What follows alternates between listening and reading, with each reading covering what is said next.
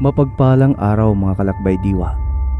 Panibagong kwento po tayo ngayon na pinamagatang Antingerang Bulag na tumalo sa aswang na yawa.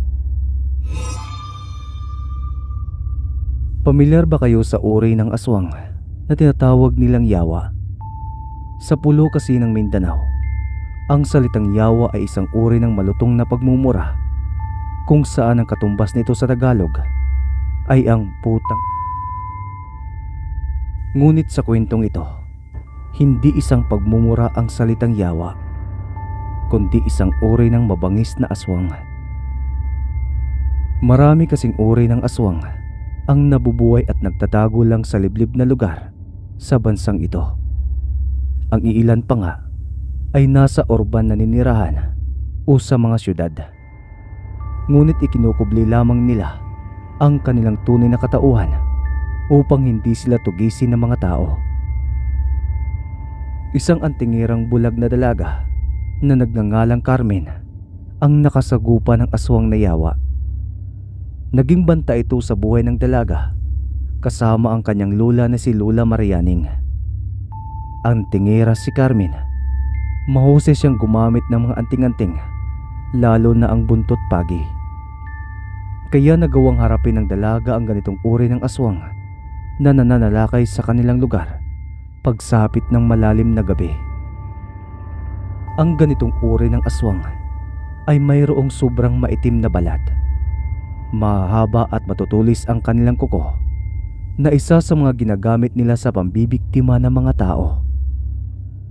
Sinasabing mabibilis kumilos ang mga aswang na yawa at kadalasan sa kanila ay nagtatago sa dilim habang nag-aabang ng mga taong maaari nilang biktimahin. Matatangkad din ang ganitong uri ng nilalang. Kahit ang lalaking matangkad na para sa kanyang edad, kung iharap sa aswang na yawa, ay titingala pa rin ang lalaki sa itaas sapagkat ganoon katangkad ang ganitong uri ng aswang. Kadalasang inihalin tulad sa mga demonyo ang aswang na yawa sapagkat mayroon silang paris ng mga sungay. Ang kanilang mga mata ay mapula na para bang katatapos lang nilang humithit ng ipinagbabawal na gamot. Bukod pa rito, matatalim din ang kanilang mga ngipin. Kung titingnan ang ganitong uri ng aswang, ay talagang walang sino man ang hindi mapatili dahil sa nakakatakot nitong itsura. Ang mga aswang na yawa ay mayroon ding kakayahan na magbago ng kanilang katauhan.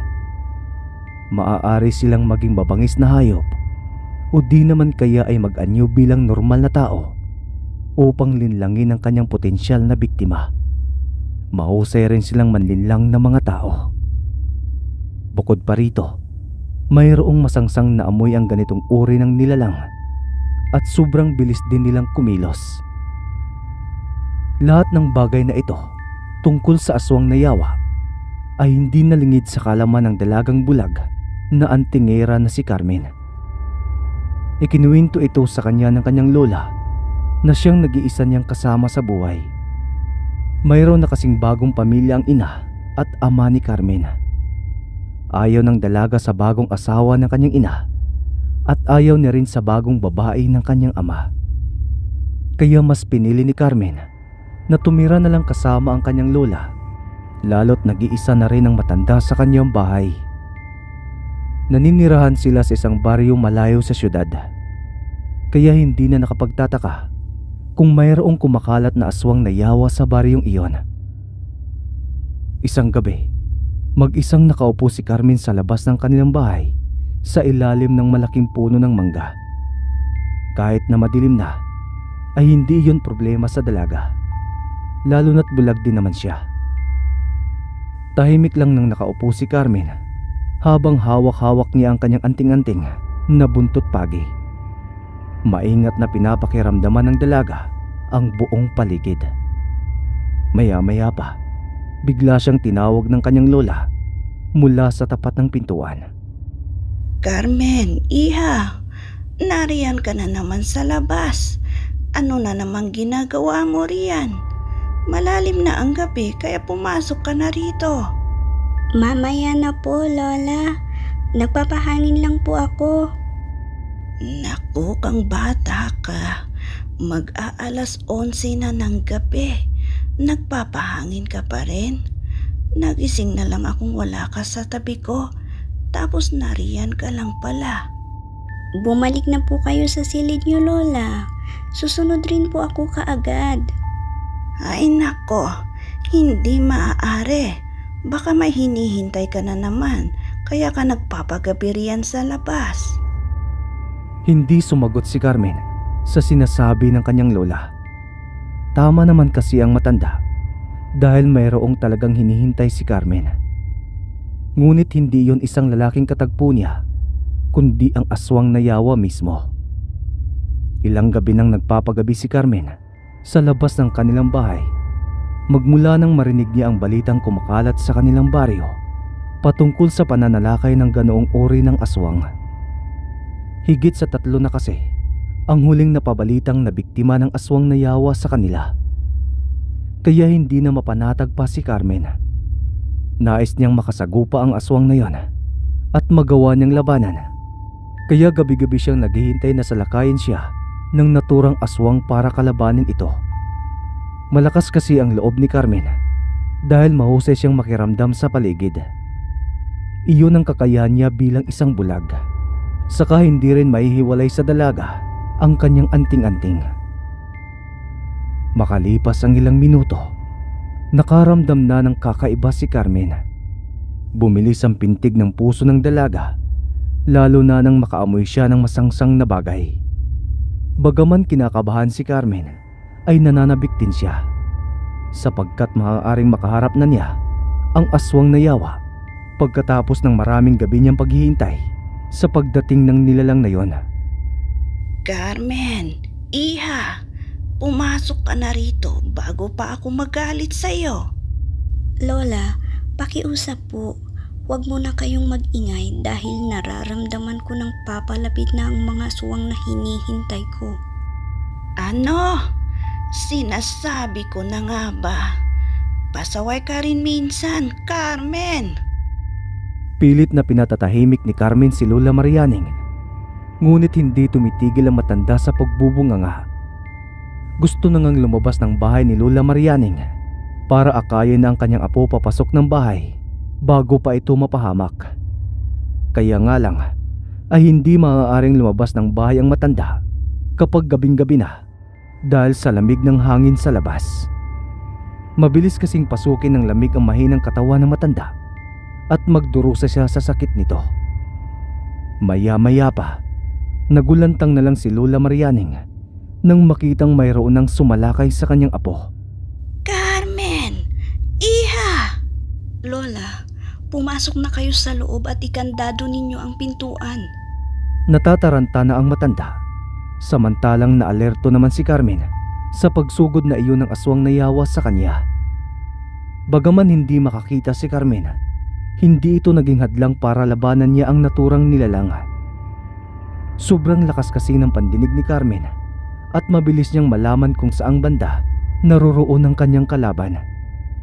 Agad na ngang ginamit ni Carmen ang kanyang anting-anting na buntot pagi. Bawat atake ng aswang na yawa sa dalaga ay mabilis namang umiilag si Carmen.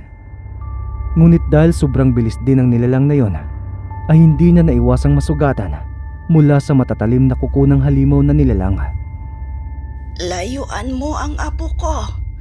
Umalis ka rito. Lola, sinabi ko na pong pumasok kayo sa bahay. Bakit kayo lumabas? Hindi inaasahan ng dalaga ang biglaang pagsugod ni Lola Marianing sa kinaroroonan nila. Maraming dalang anting-anting ang matanda, kaya nasindak kaagad ang aswang na yawa.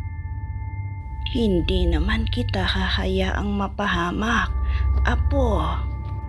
Iwinasiwas ni Lola Marianing ang daladala niyang mga anting-anting upang patamaan ang aswang. Hanggang sa silang dalawa na nga ni Carmen ang nakikipaglaban dito. Hanggang sa huli, hindi kinaya ng aswang ang takot nito sa mga anting-anting, kaya tumakbo na ang kalaban papalayo sa kanila. Sinusubukan pa ni Carmen ang tumakbo, pero agad na siyang pinigilan ng kanyang lola. Huwag mo nang habulin pa, Carmen. Pasaway ka talagang bata ka. Pero Lola, pagkakataon ko na po ito para matalo ang aswang na iyon. Tumigil ka, iha. Ipapahamak mo lang ang sarili mo. Nagagalit na ang matanda, kaya napabuntong hininga na lang si Carmen. Saka sila muling pumasok sa kanilang bahay. Doon na nakita ng matanda ang mga maliit na sugat na natamo ng kanyang apo. Ginagamot naman kaagad ito ng matanda, ngunit hindi mawawala ang kanyang paninermon. Ayan, puro sugat na ang balat mo. Naghahanap ka talaga ng ikapapahamak mo. Ano? Hindi naman po sa ganon, Lola.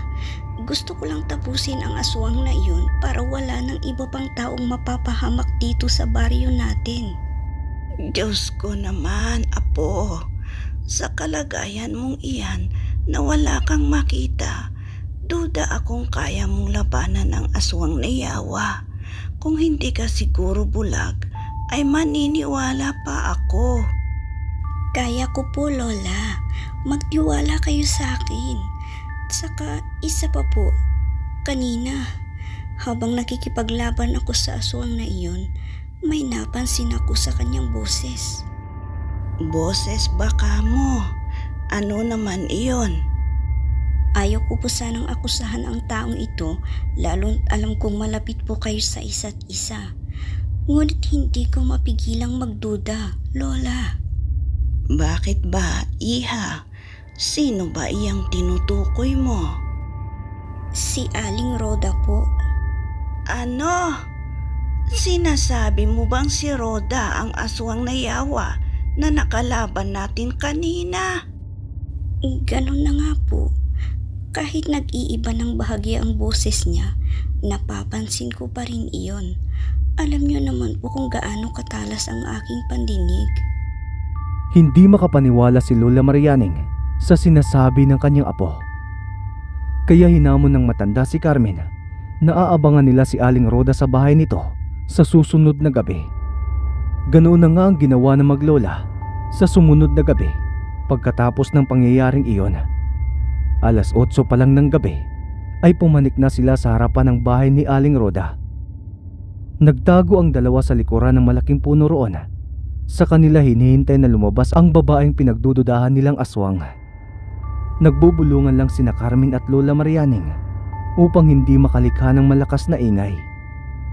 Apo, kapag itong duda mo ay hindi totoo, malalagot ka talaga sa akin.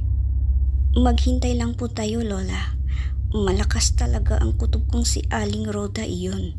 Hindi ako maaaring magkamali. Diyos ko naman, madalas pa naman kaming magkausap ng babaeng iyon. Kaya nga po, Lola, gusto kong patunayan ang bagay na iyon bago pa kayo mapahamak. Naku naman, kung buhay lang sana ang lolo mo ngayon, tiyak akong hindi niya tayo papayagan sa ginagawa nating ito. Kayo po kasi, hindi nyo naman kailangang sumama dahil baka lamigin na naman ang katawan ninyo. Maipinahid na akong lana sa aking katawan, iha. Hindi na ako lalamigin. Basta, kailangan nating makauwi bago pa magmadaling araw dahil mawawala na rin ang bisa nito. Tumatango-tango na lang si Carmen sa tinuran ni Lola Marianing sa kanya. Naghintay sila roon ng ilang oras hanggang sa pagsapit ng 11:00 ng gabi. Nakita na nga ng matanda ang kanilang hinihintay. Bumilis ang pintig ng puso ni Lola Marianing nang makita niyang mayroon nang lumabas sa bahay ni Aling Rhoda. At natitiyak ng matanda na iyon na nga ang ale dahil matandang dalaga naman iyon at walang pamilya. Kaya walang ibang kasama sa kanilang bahay. Lola, mayroon na po bang lumabas sa bahay? Tama po ba ang naririnig kong mga yabag ngayon? Ganon na nga, iha. Tama ka. Si Rhoda nga. Kung ganon, kailangan ko na po siyang pigilan bago pa siya makapambiktima ng iba. Mabilis na tumayo si Carmen, saka dahan-dahang naglalakad papalapit sa bahay ni Aling Roda. Sinusundan ng dalaga ang ingay na nilikha ng ale. Natataranta naman si Lola Marianing sa hakbang ng kanyang apo. Aling Roda, saan ka pupunta? Katapusan na ng sikreto mo. Alam ko nang ikaw ang aswang na pumapatay ng mga inosenteng tao sa baryong ito. Nagulat din ang aswang na yawa nang makita niya si Carmen. Dala pa rin ng dalaga ang kanyang anting-anting na buntot pagi. Saka may suot din siyang kwintas na mayroong mutya ng palay bilang pandagdag proteksyon sa kanya. Hindi makapagsalita si Aling Roda dahil nagbabago na ang kanyang itsura. Tanging mahinang ungol lamang ng isang halimaw ang lumalabas na ingay mula sa bibig ng aswang na ito. Nagsimula na namang maglaban ang dalawa at ginagamit ng aswang na yawa ang kanyang mahahabang kuko at matutulis ng ngipin sa pag-aatake niya kay Carmen. Ang dalaga naman ay buong lakas niyang sinisikap na masugatan ang naturang aswang sa kanyang anting-anting na buntot pagi. Iha, mag-iingat ka. Opo, Lola. Lumayo na muna kayo rito. Hindi ako aalis, apo. Bagaman ayaw umalis ni Lola Marianing doon, wala namang maitulong ang matanda, lalo na't unti-unti na ring nananakit ang kanyang katawan dahil sa lamig ng hangin sa labas. Kahit dala ng matanda ang kanyang mga anting-anting, ay hindi naman ito gumagana kung walang sapat na lakas ang gagamit nito laban sa aswang na yawa. Maya-maya pa, hindi nakatakas sa paningin ni Lola Marianing ang malaking sugat na natamo ni Carmen dahil sa sungay ng kanyang kalaban. Nasugatan ng dalaga sa kanyang bandang dibdib, kaya napahiyaw si Carmen sa sakit. Labis namang nag-aalala si Lola Marianing, ngunit nanginginig na ang katawan ng matanda. Hanggang sa nawala na nga ito ng malay nang hindi napapansin ni Carmen, sapagkat abala pa rin ang dalaga sa pagkikipaglaban. Sa kabila ng nararamdamang hapdi ni Carmen mula sa kanyang sugat, ay patuloy pa rin niyang nilalabanan ang aswang na si Aling Roda. Mabuti na lang talaga at mayroong dalang asin at bawang si Carmen, kaya agad niya itong iwinisik sa kanyang kalaban. Bagaman hindi gaanong nasaktan ang aswang sa dalawang sangkap na yon, nakatulong naman ito para mawala sa pokus ang naturang nilalang. Katapusan mo na ngayong aswang ka. At nang makuha ni Carmen ang hinihintay niyang pagkakataon para sunggaban ng saksak sa dibdib ang aswang na yawa, ay agad na nga itong ginawa ng dalaga. Napahiyaw naman ang aswang dahil sa sakit saka ito natumba. Doon palang nagsilabasan ang mga tao sa paligid at saka palang sila tumulong nang matumba na ang aswang. Hanggang sa pinutulan na nga ito ng ulo ng mga kalalakihang naroroon. Lola? Lola? Nasaan ka? Walang narinig na tugon si Carmen, kaya agad siyang nataranta. Mabuti na lang at may mga taong nakakita sa matanda na nakahandusa ito sa lupa, kaya agad nila itong sinakluluhan. Dinala nila si Lola Marianing sa pinakamalapit na bahay mula sa kanilang kinaroroonan at doon ginamot hanggang sa magising ang matanda. Apo, salamat naman at ligtas ka. Opo, Lola. Nag-aalala ako sa inyo. Akala ko pinapahamak na kayo. Hindi, apo. Ako ang labis na nag-aalala sa'yo. Ano? Nasaan ang sugat mo? Malaki ang sugat mo, iha. Halika at gamutin na natin yan. Hindi na po kailangan, Lola. Tapos na pong gamutin ng mga kapitbahay nating sumaklolo sa atin. Talaga? Nako, mabuti naman kung ganon. Wala na bang masakit sa katawan mo? Wala na po. Ayos na po ako. Tsaka napatay na rin po natin ang aswang. Wala nang panganib sa paligid, Lola. Pagkatapos ng pangyayaring iyon, ay nagpapasalamat ang mga tao kay Carmen dahil sa pagiging matapang ng dalaga. Hindi nila inaakala na isang bulag na antingera lang pala ang makatatapos sa problema ng kanilang baryo. Duwag kasi ang mga tao sa kanilang baryo at walang ni isa sa kanila ang may lakas ng loob na labanan ang aswang na yawa sa kanilang lugar dahil sa laki nito. Ngunit si Carmen na walang paningin ang naglakas ng loob at nagtagumpay din sa huli. Magmula noon, naging mapayapa ng muli ang kanilang baryo at kinikilala na nga si Carmen bilang bulag na bayaning antingera na manlulupig ng aswang na yawa.